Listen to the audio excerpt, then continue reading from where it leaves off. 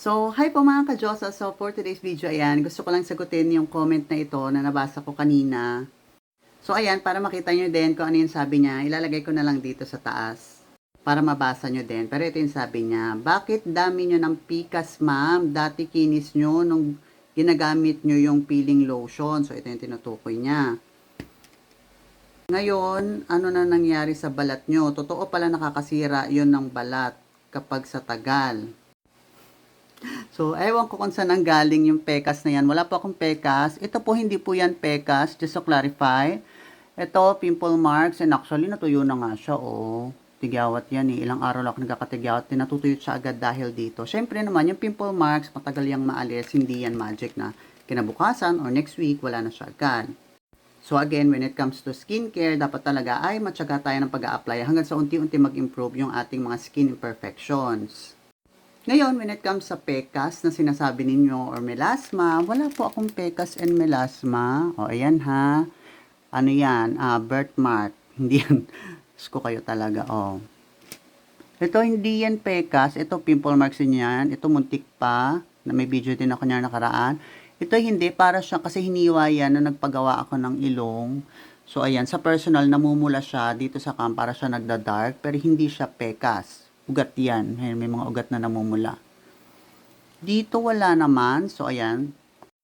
Di ko alam, ma'am, kung anong pekas ang sinasabi ninyo. And sana naman wag nating sisihin yung product na gamit ko. Kasi alam mo kung pumapangit ang skin ko dito. Since 2018, gamit ko na to until now. Hindi ko na po ito itutuloy kung alam kong nasisira po ang epekto nito sa balat ko. Pero hindi po super duper satisfied po ako. And for me, I'm too way far para magkaroon ng pekas kasi napakabata ko pa para sa ganong bagay. I'm not being defensive but gusto kong linawin yan sa inyo kasi syempre, minsan kayo mga mema kung anong masabi. So, ingat din sana kayo. So, ayan, baby wipes, linisin pa rin natin yung mukha ko para at least makita rin natin. Kasi may mga concealer yan dito kasi nga yung eye bag ko. So, linisin pa rin natin siya gamit ang micellar water. So, ayan. Wala yung filter, wala yung cut. Oh. Durahin na natin yung blush on ko. May blush on kasi yan. Ito kasi ang problema ko eye bag. Wala namang skincare CSCD pang-alis ng eye bag. So, ayan. Nose line. May ako mag-nose line kasi pangarap ko talaga yung matangas na ilong. Okay? So, ayan. Alisin natin lahat ng mga nose line na yan. Kasi puro brown yan eh. So, ayan yung itsura ng skin ko ngayon. Wala naman akong pekas, ma'am. Eye bag, 1 kilo meron. 2 kilo pa nga eh. Gusto mo i-share ko. Pero, when it comes sa mga pekas and melasma, wala po. Kasi kung hindi niyo alam kung ano yung dahilan ng pagkakaroon ng pekas and melasma, ang number 1 cause niyan ay yung too much sun exposure. Yung lagi kang nasa biladan, tapos gumagamit ka pa ng mga rejuvenating product. Tapos hindi ka nagsa-sunblock. Kaya yan, nagkakaroon kayo ng pekas and melasma. Ako po ay hindi lumalabas ng bahay, kaya malayo po ako sa sun damage. Takot po ako sa sikat ng araw. Nako. Pangalawa is UV rays, UV lights, yan yung mga nagkukos ng pekas and melasma. Another one is sa lahi or sa genes ninyo.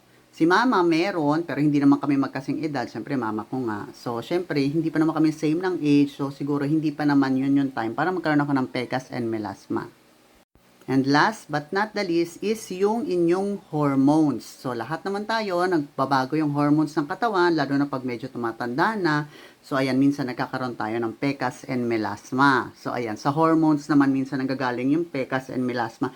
Hindi po dito dahil sa SCD Peeling Skin Lotion ay ginawa nga po para mapalighten yung ating pekas and melasma or yung ating mga other skin pigmentation. Hindi po siya ginawa para bigyan tayo ng pekas and melasma. Yan po ay malaking kasinungalingan. Ang masama po, yung gumagamit kayo ng mga rejuvenating product katulad ni SCD Peeling Lotion tapos nagpapaaraw po kayo, hindi kayo nagsa-sunblock, ayan, magkakaroon kayo ng pekas and melasma. So, yun lang mga ka-Diyosa. And hopefully nakatulong ang video na ito sa'yo. And have a great day. Opa!